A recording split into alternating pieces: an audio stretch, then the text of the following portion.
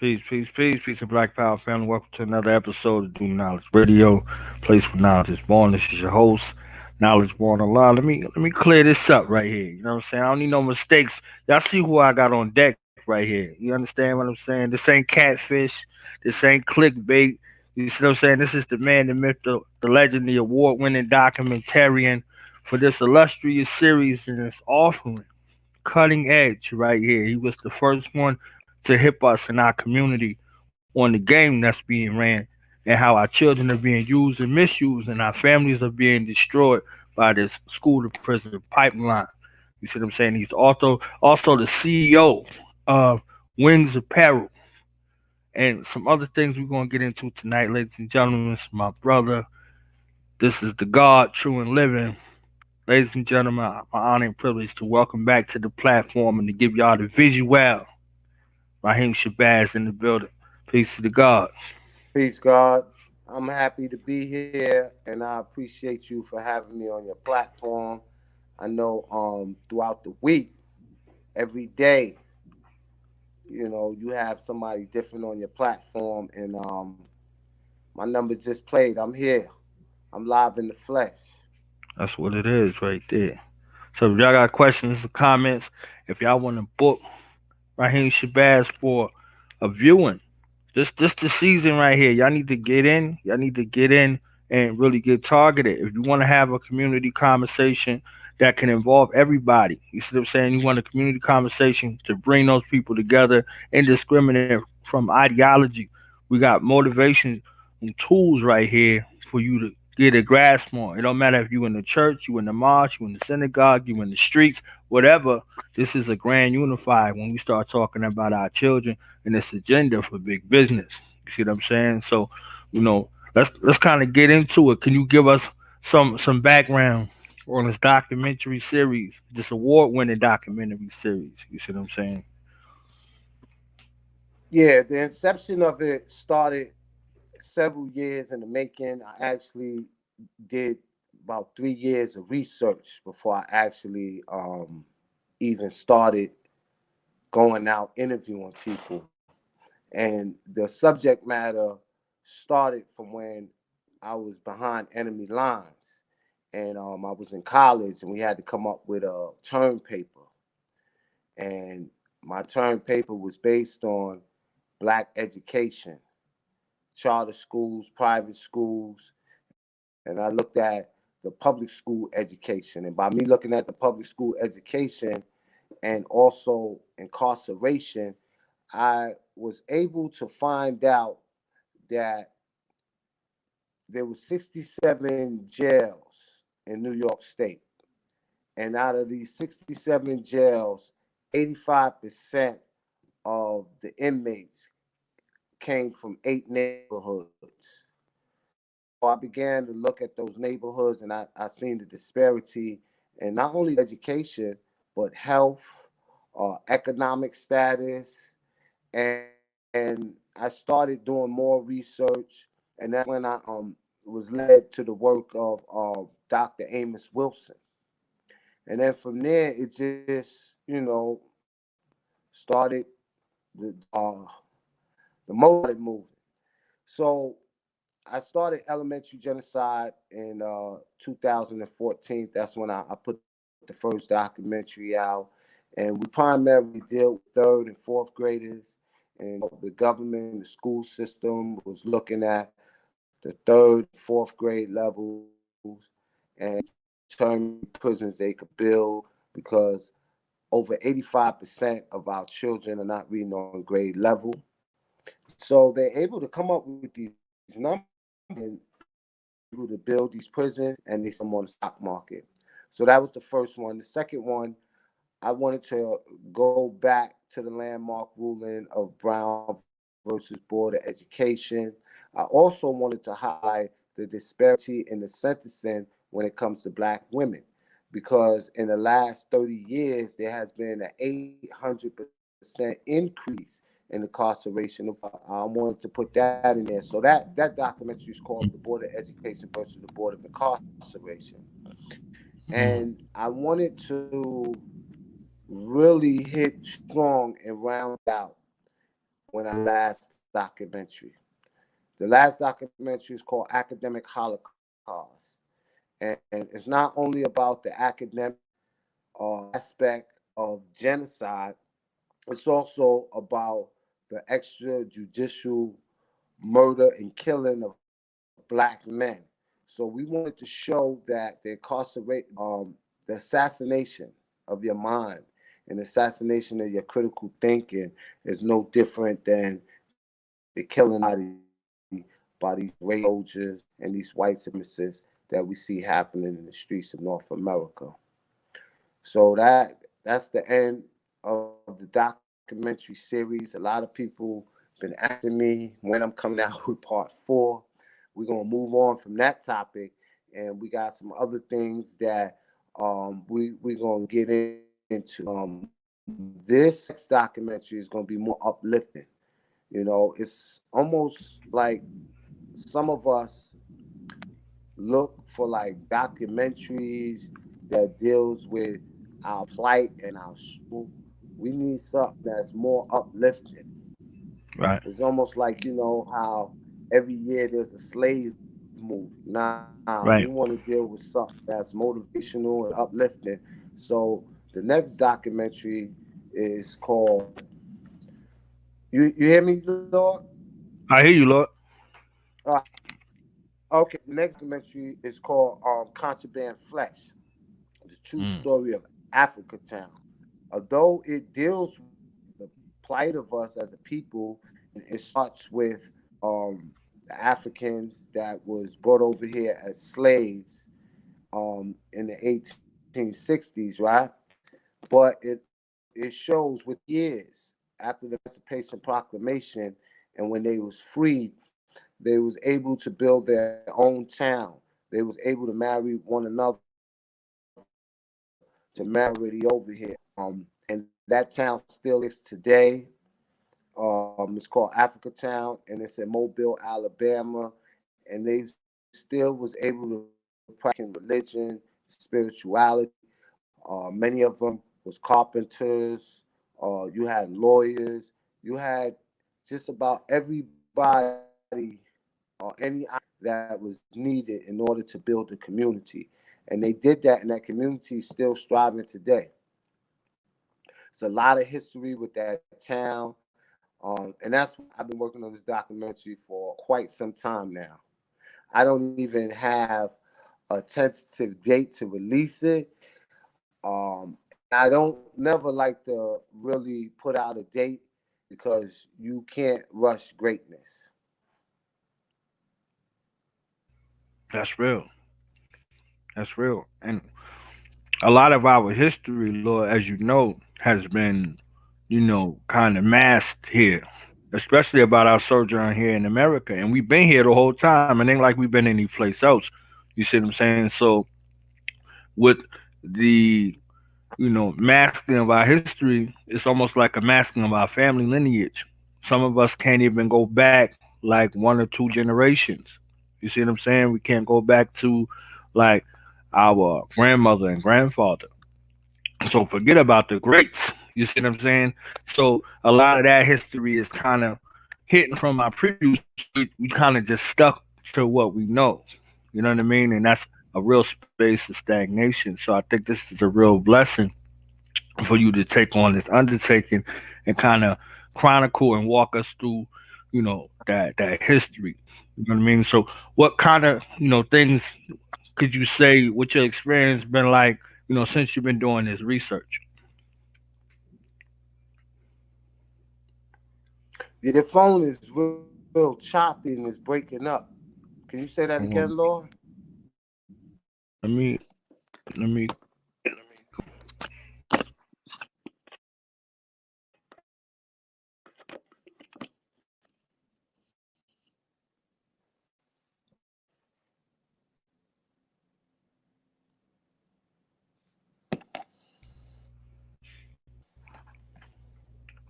can you hear me, Lord?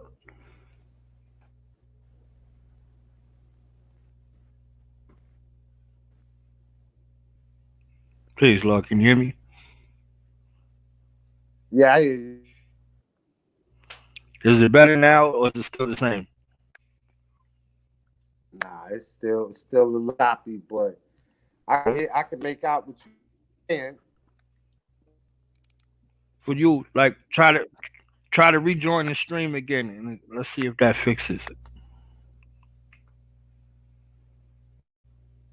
Hear me?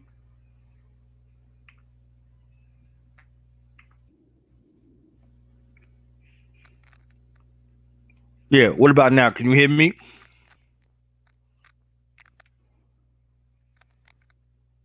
And I think that's on your end because you hear me It's good, choppy right? now. Hey, you now. So my question was, what have you learned from this experience so far doing the research to put the documentary together?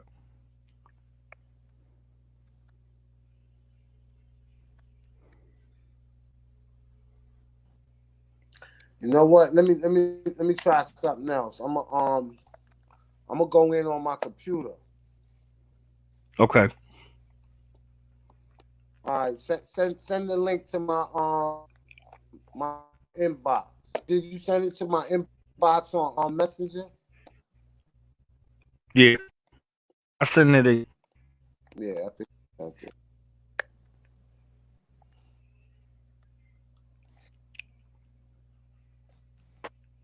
Oh, let me stop.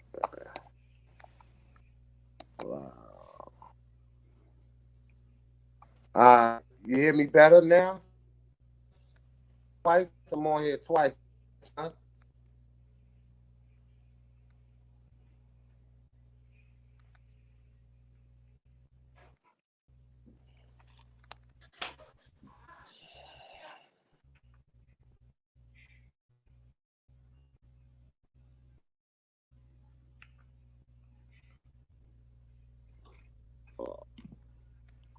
All right, you hear me better now? Yeah. Can you hear me? Yeah. What's the name? Let me. I'm gonna leave. I'm gonna get off the phone and do it from my computer. So while you're doing that, family, let me just go to the website real quick. Elementary genocide. Pull that up real quick.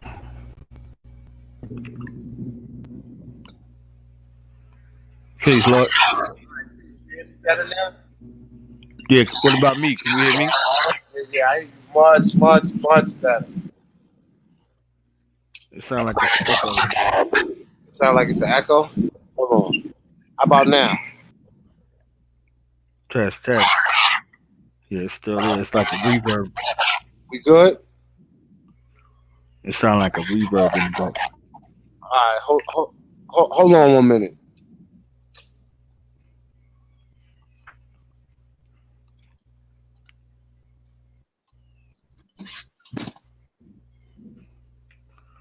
So y'all could just check out the website and y'all see what's going on.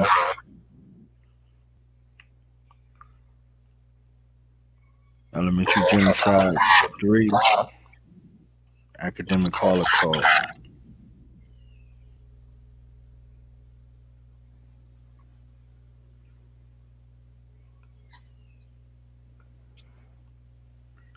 And you had Dr. Boyce Watkins, Professor James Small, Tamari Kamara, Michael Imhotep, Sharif Ali,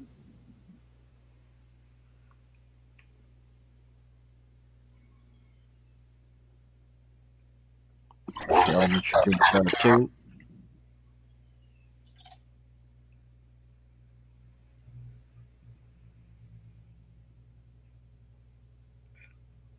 Elementary Genocide 1.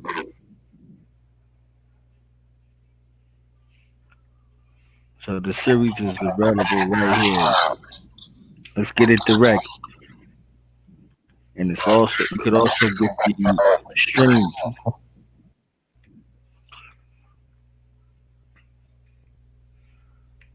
So if y'all want the streams, y'all can get the streams also. And y'all see Necessary Blackness podcast. Make sure y'all subscribe.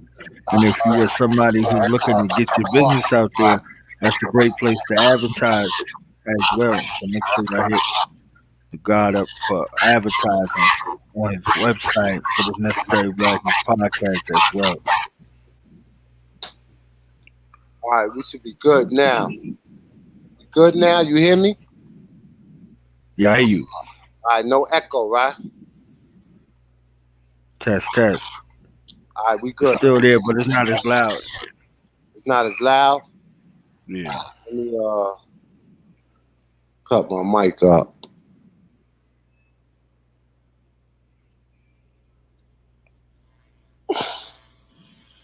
Test, test. What about now? Oh. What about now? Sound like the wigs from the Wizard of Oz, Lord. You know what I'm saying? What about now? It sound funny now? Yeah, it sound funny. Man. Alright.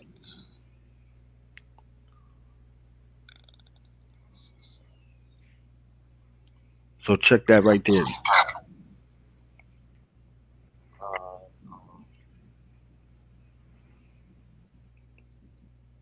Alright, we should be good now. Good now? Test, test. Alright, we good. You don't hear no echo, right? Yeah, we good. Alright, let's go. Now, what was the question, Lord? Oh, the question was about doing the research for this upcoming documentary. What are some of the lessons? What are some of the things that you learned in your research that you could kind of share with us? Well, on the filmmaker side, for those that are interested in filmmaking, one of the things that I learned was that there's a lot of archive footage that the average person doesn't even know exists. And we had to hire an individual to get some of these footage, courthouse records. We even got footage of Cujo Lewis. And for those who don't know who he is the oldest, and he's the oldest slave to have lived on the soil of the United States. And he died in 1935.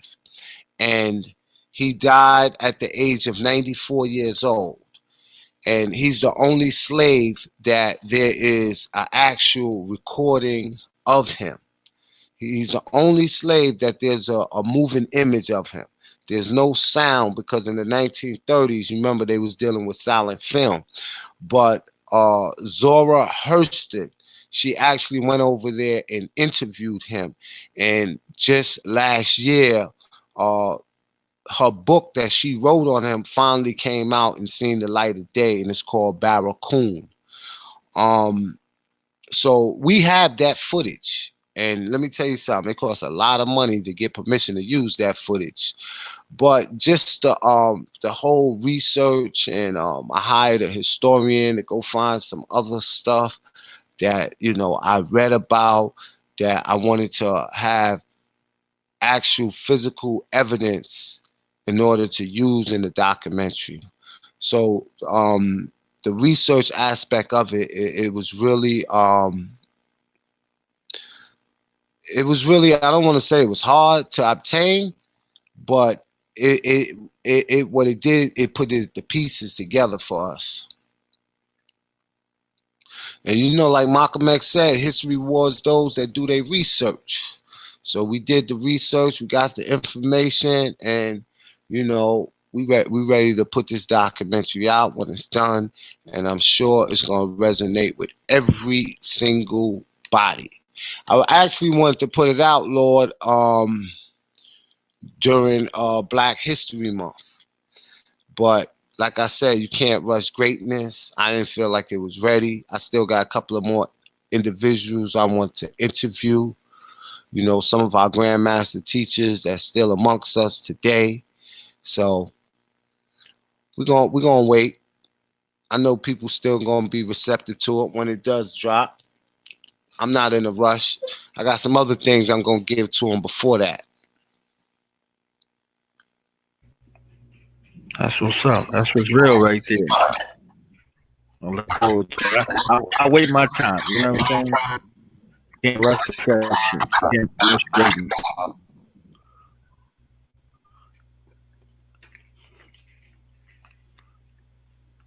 All right. So let's talk about this other company, these other companies that you have. You said that you know you're an entrepreneur. You defied the odds in regards to recidivism. You know what I'm saying? You didn't go back. How has it been, with your reception going back home? And, you've been working with any brothers and sisters since you went back to kind of keep people going. Yeah, as far as being a returning citizen, one of my main things is to always go back and help those that find themselves in similar situations that I did when I got released from being behind enemy lines in 2000. So it been,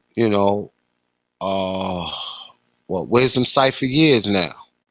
20 years since I've been out in the free cipher. So I always try to help individuals. Actually, the month of June is actually the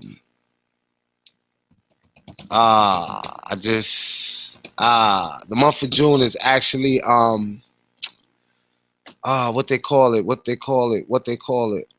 returning citizen month, right? For those that was formerly incarcerated. So 2 years in a row in Atlanta, I did something here. I actually got a proclamation from the city council. It's called Reentry Month. I'm sorry. I'm thinking about something else. It's called Reentry Month. So I'm very heavily involved in that. Like for 2 years straight, I did something in Atlanta, and it was well received. Since that time, no one has picked up the mantle. I didn't do it last year, but I'm actually going to do it this year. Since I see there's nobody else that's picking up the mantle, but that's something I do. And within everything that I'm involved in, as far as being an entrepreneur, I always try to give back. I always try to be involved in something that's meaningful, not only to myself, but the actual community that we live and that we exist in. One of the companies that I do have is called Wingy Apparel. And Wingy is a Swahili word that means abundance. And our motto is abundance begins in the mind. And if you got it in abundance, it's all right to give because no one ever goes broke from giving. So that's one of the companies we got, and we got everything from hats to hoodies to socks. We got a few other things lined up, but I don't want to put it out there just right yet. So that's one other company, and I'm also involved. I have a partner, and we have what they call non-emergency medical transportation company, where we take individuals to dialysis, cancer patients to get their chemo. We do ambulatory service. Anybody that has to see a doctor, we deal with Medicaid, we deal with workers' compensation, individuals that was hurt on the job. We also set private pay, so we don't only just deal with the insurance company. And that's something that I wanted to do because right now, more than any time ever, we have a bigger population of elders, and we all gonna reach that age where we get old and they need to go to these doctor's appointments. So that was a company that I'm involved in. I have a partner with that. And a few other business ventures, known and unknown. Sometimes when you fight in the fight, it's not always good to let the left hand know what the right hand is doing. So there's some things that I'm involved in that I know if certain people find out that my name is there with that company, it'll probably cause an uproar. Because, we out here, we fighting racism and white supremacy. And when you fight against those type of people, they really come after you. And they know, like I know, if you want to get to somebody, try to hurt them financially, especially a person that can't be bought, can't be, you know, can't be bought as well as can't be compromised. They will try to come after your livelihood and how you earn money. And the good thing is that everything that I do, I'm self-sufficient in, and I don't accept outside donations or outside sponsorship from. Self-made. So I really don't have to worry about that, but there's other means that people go through. Because when you out here, you're fighting, you gotta, like I said, man, you gotta fight until hell freezes over. And after that, you gotta fight them on the ice.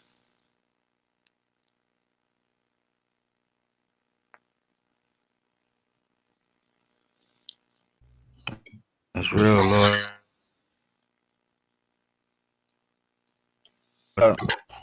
Thing, you know what I mean? I can't see none of the questions, right?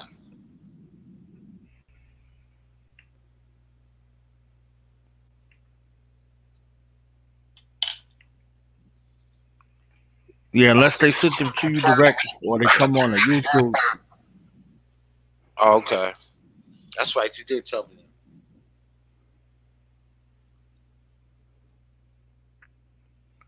What would you say some of your biggest challenges that confront you as a filmmaker and as an entrepreneur?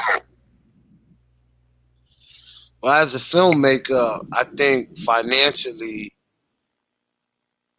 you have to be prepared, and you never really know how much to budget each individual project. You always have a ballpark figure or a roundabout figure, and especially if you're doing it on I don't even want to say a shoestring budget, because we use more than shoestrings to make this happen over here.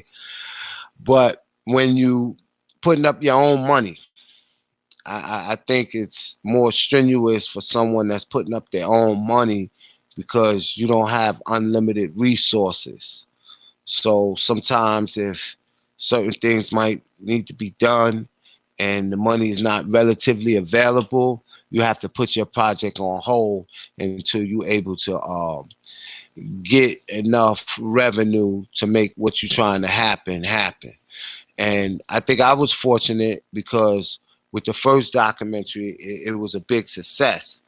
So we had the money to do Elementary Genocide 2. Elementary Genocide 2 took off and was a big success, just like Elementary Genocide 1. So we was able to do Elementary Genocide 3. That was just as successful.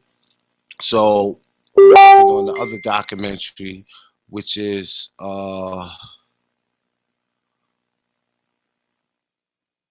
we're working on the other documentary, which is Contraband Flesh. Try to cut down this volume a little bit. All right, is that a little better? I know some people said the volume is up too high. Test. Yeah, that's it. All right. That's it. So your lessons as an entrepreneur, you see what I'm saying? What were some of your biggest challenges that you find, or are they similar? You know, as an entrepreneur doing your thing out here. As an entrepreneur, it's always going to be a challenge, because I tell people all the time that when you work a 9 to 5, you know the 40 hours you're going to work that week, because sometimes you have a set schedule, but you know, regardless to what the schedule is, you're going to work 40 hours. When you're an entrepreneur, you got to decide what's the 80 hours you're going to work that week. So it's a challenge with that, because you put in more time than the average 9 to 5 person initially starting off. You're going to always have to put in more time. But the fruits from your labor is when your company starts to be self-sufficient and it runs like a well-oiled machine. And you get to take vacations, you get to move around, you get to set your own schedule. And I think that's the joy of it. And the other joy of being an entrepreneur, which is really not a challenge. You know, I know you asked about challenge, but I haven't had too many challenges. I think this was the best thing that could have happened to me, for me to be an entrepreneur and to be self-sufficient. But one of the highlights of that is to be able to hire your family members and be able to provide jobs for other people in the community. Because right now we live in a rich nation and we receive starving wages when we work in a 9 to 5 and being on that corporate plantation. See, a lot of people don't know that right after slavery, the the the the skilled labor force of black people was 85%. 85% of black people entered the skilled labor force right after slavery. Why? Because we was the ones that was the architect that was building, the masons, the carpentry, the locksmiths. Right now, only 2% of black people work for another black person within their neighborhood. And that leaves us to rely on the ownership and the economic stability of those that don't look like us and that we deem to be our open enemy. So what we have to do is, when we become entrepreneurs, is we got to go back and hire those that's in our community. We got to hire family members and those that look like us.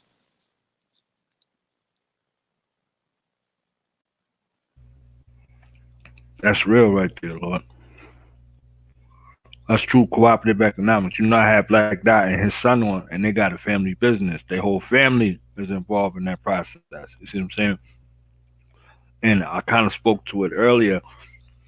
Foundationally, that's something that makes the family stronger. You see what I'm saying? So when we go into these other places, even in the corporate structure, you go into a family business. You see what I'm saying?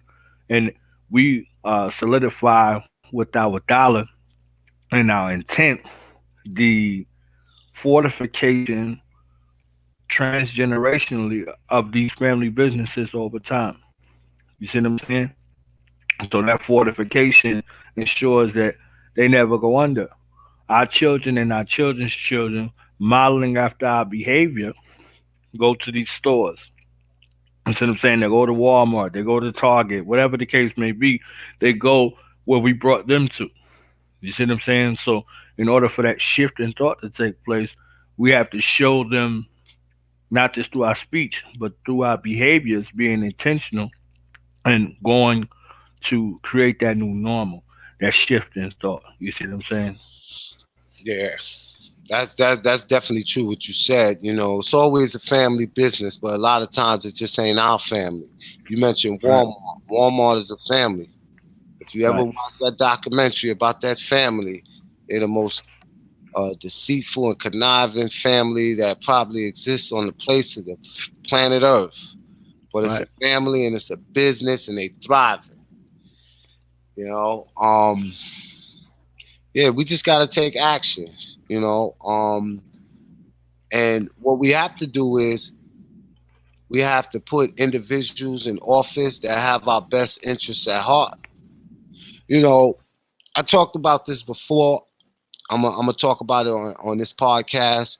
When we talk about politics, you hear a lot of people talking about it, right? And the politics that they're talking about is the presidential election. No one talks about the local politics. And we have to realize that all politics begins at the local level. And that's where you're going to have your strongest impact. When Atlanta had Mayor Maynard Jackson, when he took office, only 1% of black contracts went to black people. Only 1% of contracts went to black people. Within 6 years of him being mayor, that number shot up to 24. and I don't remember the actual number when he left office, but this is the reason why to this day the city of Atlanta or the state of Georgia actually has more black millionaires per capita. It's because we had a politician that was in office that had our best interests at heart. So when we talk about being economically having economics, we need to look for politicians like that, and not these handkerchief head Negroes that are in office now, because they ain't doing the job. And if there is, I don't know who they are, because I ain't seeing them. Right. So let's shift gears into this other venture. You know, that's a compliment to everything that you're doing. Necessary Black Podcast can kind of give us the background, some of the things, some of the guests, and some of your takeaways from that experience as well. Yeah, with Necessary Blackness podcast, that's something that gave birth to itself, because I was in need of an outlet in order to reach people, and I seen that podcast was taking off. It was something that the individual control, and it's so much different from social media. And with the individuals such as myself always getting suspended, I remember within 6 months, I was suspended at least 5 times. So there's no censorship in what a person could say during a podcast. So that was my way of being able to reach the people. And we have to have our own media outlets. And podcast was something that was easy to put together. And immediately, right now we're on our 102nd episode. And we had a lot of individuals come through. We had the Grandmaster teacher, Professor James Small. He'd been on the podcast. We had Professor Ed Garnes. We had Kalanji Changa. I had Daruba Ben Wahad. I had Queen Zaza Ali. I had Marcy Lee on there. She was a co-host with me on several episodes. I had Queen Fumi, Goddess Fumi. Had Blue Pill. I just recently had Minister Server. Ooh, who are some of the other people? I had a lot of people, and I got a lineup right now to round out Black History Month.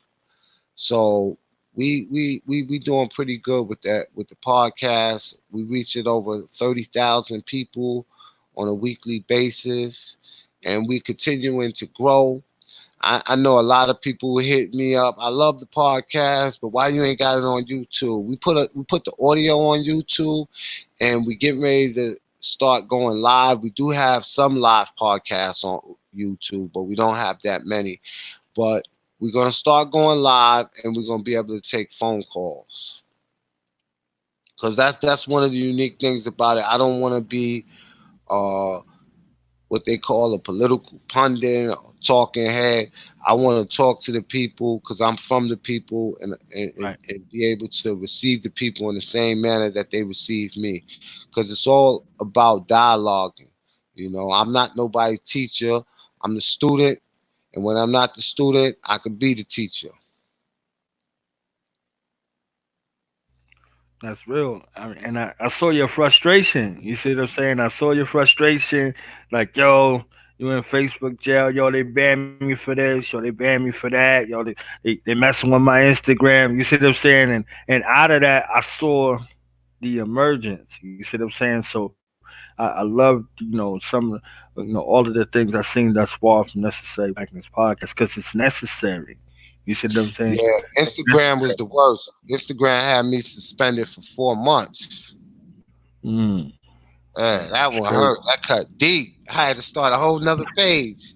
But they wound up giving me my page back. and I still got the backup page. But you know, sometimes you gotta unplug from social media. You know, there's a lot Right. of things that I don't even put on social media. Like for instance, you probably really have to search to find pictures of me and my son. And if you do find a picture of me and my son, I never tag them in it. You know, but those that know who my son is. But just certain aspects of your life, you know, Right. you just gotta keep private. You know what I mean? And I see everybody is putting things on social media. Yeah. Too social. Too Yeah. social. Social media. Too much socializing. You see what I'm saying? Too much socializing. You know, you could People be are rather, social yeah, about your business. they'd rather Yeah. deal with social media instead of dealing with social equality with their brothers and sisters. That's it, guys. You know, that's what I'm about. I'm about social equality for the black man, woman, and child. That's it. That's it. That's it. That's it. I'm waiting for the book though. What's good with the book? You know what I'm saying? Yeah, the book. You know, right now we we at the we at the last stage, and this is the most creative stage, and I'm taking my time on it. I should have had it done, but this is beyond my control because I am not a graphic artist. I'm not a Mm. visual artist, but it's the book cover.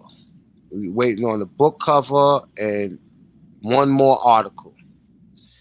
Um, you know, your first impression is your last impression. So the book Right. cover got to be fire.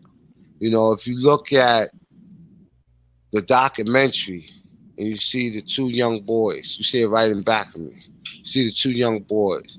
Then if you look at the cover of part two, yeah, you see it right there. Where part two at? Show them part two. Yeah, part two. You see half is a prison uniform, the other half is civilian, and then he has the book in his hand. You see the prison in back of him, so it lets you know, correlates with the title. You know, school to prison pipeline, elementary genocide. So we got that one. Then the third one, got the third one there, Lord. You see the third one. You got the cap as if he graduated, and then he got the prison uniform with the noose around his neck. Yeah, that one right there is people see that and was like, why you put the noose around his neck? Why? Listen, as bad as it look, man, we gotta face the truth. So I'm real That's what. big on the visual. You know, like I got a graphic designer that's working on it, and I sent them a little illustration of what I want, and they putting it together. So I'm waiting on that. And for those that don't know, the book is called Radical Hope in the 21st Century. Right? Oh, okay. We still there. It's called Radical Hope in the 21st Century. And the tagline is, will we cling to our hope or succumb to our despair?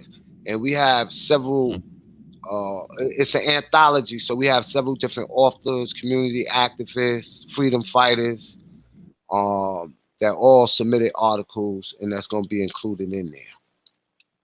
And with that, like everything else, I do not have a tentative release date because you cannot rush creativity. You know, it's when you have a project and you go over it with a fine tooth comb, and you get a feeling like, yo, you know what, this is ready. You know, this done past the 9-month stage. I'm ready to give birth to this and release this to the world. Only you will know that feeling. And so that's another good thing about being independent and not being up under the dictatorship of anybody else, where they tell you, yo, listen, we gotta have this in by such and such. The marketing and everything is out there. Everybody's waiting for it to get released, because when you find yourself in positions like that, a lot of times you just rush it to satisfy people and to meet a deadline. But with this, we don't have to meet no deadline. We can just put it out when it's ready. So that's the beautiful thing about, being self-made and being an entrepreneur.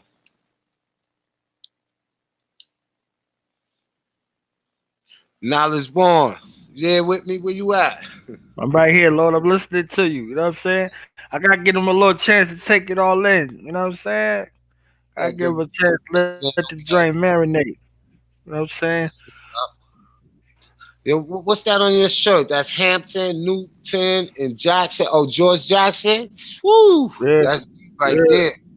That's Where the you get only that that's shirt the only from? way to rock. I got this from Afi Issei, CEO of Melanated Greats, www.melanatedgreats.com.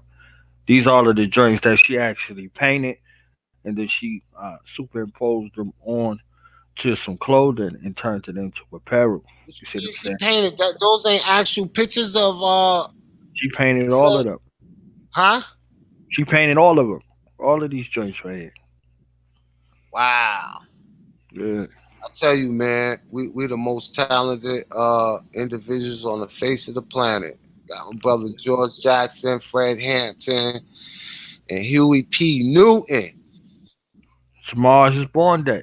You know what I'm Yeah. saying? So I'm just getting the family ready. You know, Dr. Collins' transition day and his born day on the same day. And then So, I'm getting it. Frederick Douglass' birthday was on the 14th. Yeah. Yeah.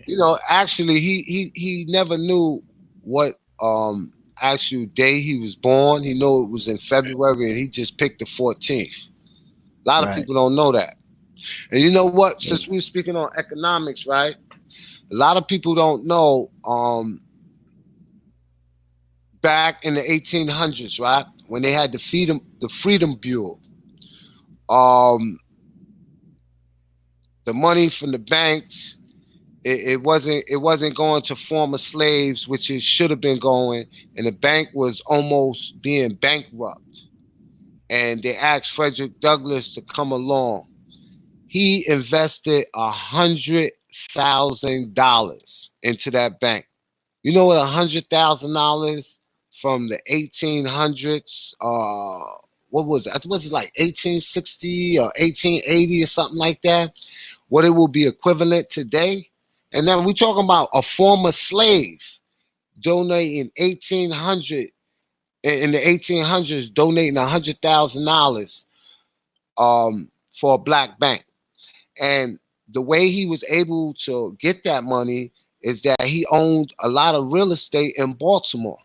And what he used to do, he used to offer subsidized housing to black folks so that they can get housing. And sometimes he allowed them to buy the property. Yeah. We as a people, man, we always dealt with economics and finance and helping those out. And some way along the way we lost our way, and we got to get back to that. But a lot of people don't know that, man. A lot of people don't know that about Fred Douglass. Did you know about that, Lord? Nah, I wasn't hip. Yeah. I wasn't hip. I wasn't hip. Yeah, I'm I know actually we got reading a some book things too. coming up I'm in reading the a book works. right I have now. to also, I wanted Huh? to, all right, go ahead, plug the book, G. Plug the book so Yeah, cats can go I'm to the reading a book right now. It's called Banking Black. And it's by a brother named Cool Water. Real good book. Real good book. I'm like halfway through it. I gotta hurry up and finish it so I can write a review on Amazon for the brother. So yeah, y'all could Google that, Banking Black, and the individual name is Cool Water. He talks he talks about the Freeman Bureau in there. He don't talk about Frederick Douglass. I learned about that throughout my travels and my studies. But he talks about the Freeman Bureau in there. I was familiar with the Freedmen Bureau. I know about that. Yeah. But yeah, Frederick Douglass took it over. Mm. Yeah. Cause they was looting the bank. It wasn't no money in there. There was a lot of money set aside for and this is another thing, a lot of freed slaves that was working, because listen, like I said before, 85% of the free slaves had skill sets. They was part of the black labor force. So they was working. They was making money, and they was depositing that money into the Freeman Bureau Bank. And they was taking that money from them. A lot of them lost their money. Mm-hmm. You know, you just think about how when they had the mortgage crisis and all the people lost a lot of money, you know, you lost your savings and what you had, but you didn't just lose everything. Just imagine those formerly freed slaves losing everything that they put in the bank. That's why you gotta have that shoebox money. You gotta have that shoebox money, man.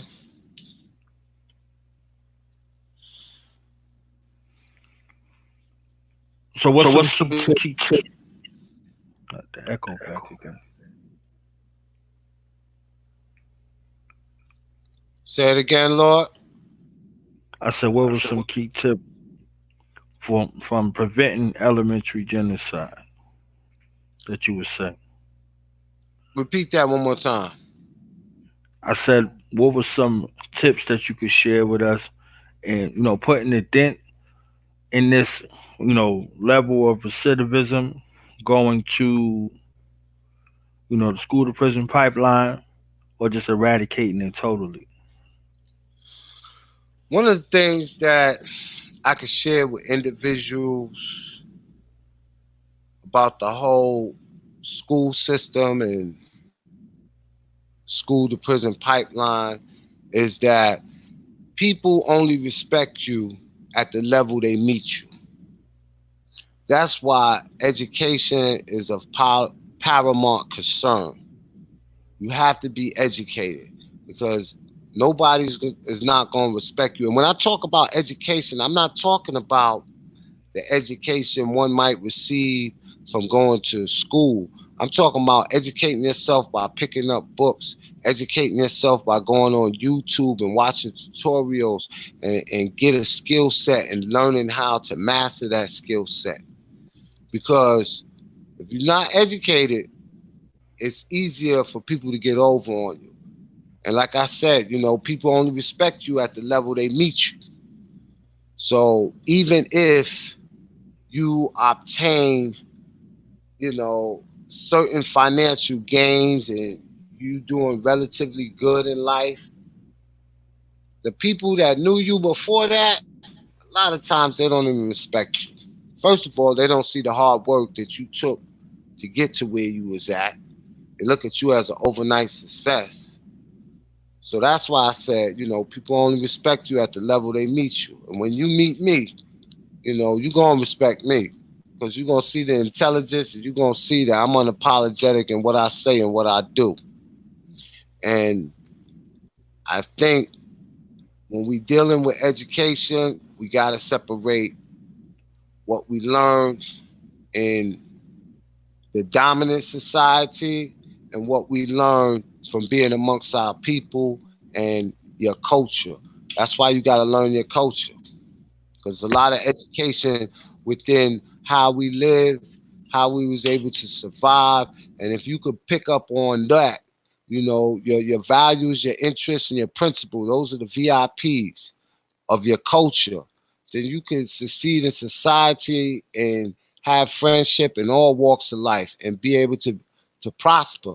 But if you don't have that education, you don't have that know-how, then you're going to end up in the school to prison pipeline. You're going to be a statistic. Like Marcus Garvey said, he said education rules the world and ignorance, what? Carries the burden. Remember that. Education rules the world and ignorance carries the burden. And nobody wants to be ignorant. At least, I don't think so. There's some ignorant people out here, but we're going to get it together. We're going to help them out.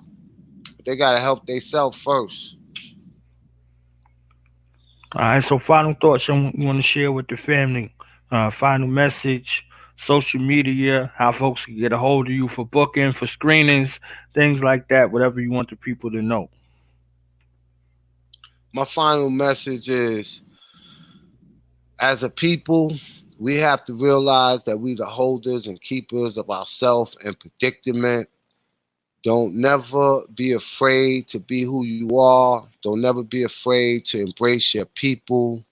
You know, Marcus Garvey, I'll give you another quote from him. He said, buy black, be black, think black, and everything will work itself out. We got to continue to pool our money together. And it's all right to love your own. You know, a lot of people think because you pro-black that you hate white people, or you pro-black, you anti-white. Let me tell you something. I love my people so much. I don't have no time to hate nobody else because I'm giving my love to my people. So that's number one. Don't apologize for nothing. You know what I mean? That got to deal with who you are as a person and as a being. And learn the code and stay on code because they stand on code. I tell everybody, it's black first. You know, you got to put that before anything else, before religion, before your social status, anything else. Because you could be Muslim today and Christian tomorrow, but you black today and you're going to be black tomorrow. So it's always black first, family. As far as social media, I'm on Instagram, I'm on Twitter, I'm on Instagram, Twitter, Facebook, YouTube, at Rahiem Shabazz. Each and every Wednesday, you can check me out, Necessary Blackness Podcast. We're on iTunes, Google Play, Spotify, YouTube, and we're getting ready to start a SoundCloud channel. I got somebody setting that up for me. They're going to run the whole gamut of doing that. That's pretty much it, Lord. Appreciate it, Lord. Appreciate you coming through, spending some time with us, sharing your thoughts and dropping them gems right here. You see what I'm saying?